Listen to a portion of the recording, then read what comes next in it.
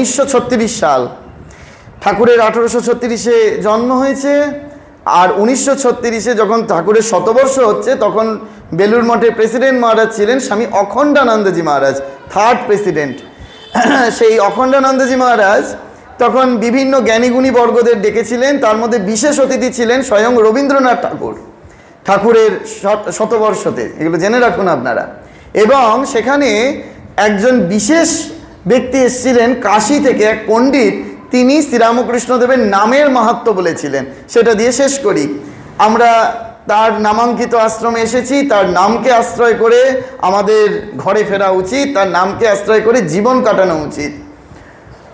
ঠাকুর তো নিজে মুখে বলে গেছেনই যে রাম, যে কৃষ্ণ, ইদানিং তিনি রামকৃষ্ণ। এবার তিনি ব্যাখ্যা করছেন, সেই কাশীর পণ্ডিত বলছেন, এই যে রাম ছোট শব্দ, এই রাম নামকে রেখেছিল না স্বয়ং তার গুরুদেব বশিষ্ঠ মুনি। রাজা দশরথের খুব চিন্তা হলো যে এই এত বছর বাদে আমার এই 4 পুত্র জন্মালো, এদের নাম কি হবে। তা প্রথম বড় যে সেই বড় ছেলের নাম কি রাখা হবে, বশিষ্ঠদেবকে যখন দশরথ জিজ্ঞেস করলেন, দশরথকে উত্তর দিলেন বশিষ্ঠদেব, বললেন তোমার ছেলের নাম হোক রাম। দশরথের মোটেই পছন্দ হয়নি, বললেন এই ছোট্ট একটা নাম, এ আবার কি, রাজপুত্রের রাজ ঐশ্বর্যের মতো নাম হবে। বলছে না, এবার শোনো কেন এই রাম নামটা দেয়া হলো। বলছেন যে জগতের সব থেকে প্রসিদ্ধ বিষ্ণু মন্ত্র কি, ওম নমঃ নারায়ণায়। জগতের প্রসিদ্ধ বিষ্ণু মন্ত্র হচ্ছে আমাদের ওম নমঃ নারায়ণায়। এবার এখান থেকে রাটাকে বাদ দিয়ে দিন, ওম নমঃ নারায়ণায়, all is everything is bad, সব কিছু খারাপ হয়ে যাবে, এর অর্থটাই চেঞ্জ হয়ে গেল। এবার জগতের সব থেকে প্রসিদ্ধ মন্ত্র শিবের ওম নমঃ শিবায়, এবার এখান থেকে মটাকে বাদ দিন, তাহলে হয়ে যাবে ওম ন শিবায়, জগতে সব কিছু অমঙ্গলকর। ওম ন শিবায়, শিব কথার অর্থ মঙ্গল সূচক, ন শিবায় মানে হচ্ছে অমঙ্গল, ওম ন শিবায় হয়ে যাবে। বলছেন আমি নারায়ণের প্রসিদ্ধ মন্ত্র থেকে নিলাম রা, শিবের প্রসিদ্ধ মন্ত্র থেকে নিলাম ম, এই 2 অক্ষরে নাম দিলাম তোমার পুত্রের, নাম দিলাম রাম।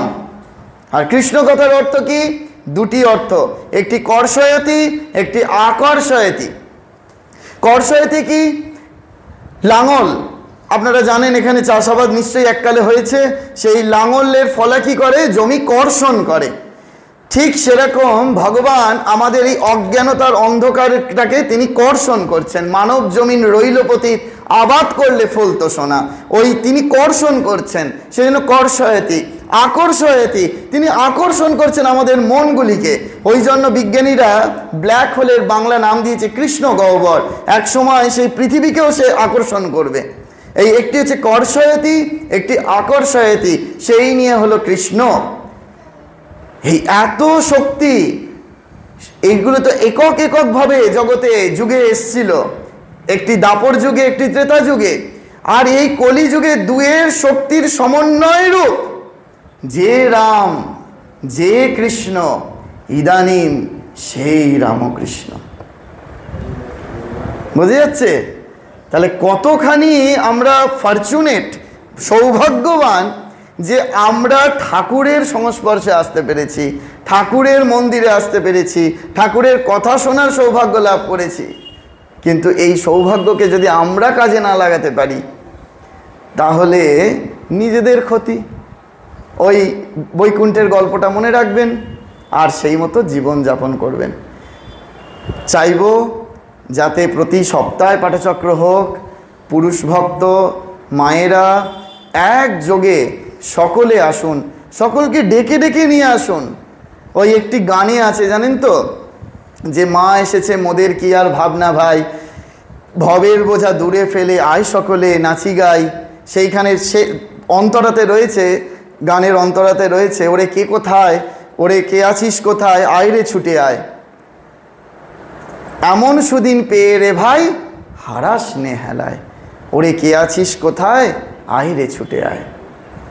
এই বার্তা সকলকে দেবেন, যেখানে যেখানে পাড়া প্রতিবেশী যে আছে সবাইকে বলবেন যে দেখ ওখানে পাঠচক্র আবার শুরু হয়েছে, সবাই মিলে আমরা যাই, সবাই মিলে আমরা ঠাকুরের নাম করি। দেখবেন একটা এই গ্রামটা বদলে যাবে। শ্রীরামকৃষ্ণদেব যেখানে যেখানে বসেছেন সেখানে সেখানে অঞ্চল বদলেছে, সেখানে সেখানে গ্রাম পরিবর্তিত হয়েছে, সেখানকার মানুষজন পরিবর্তিত হয়েছে। আমি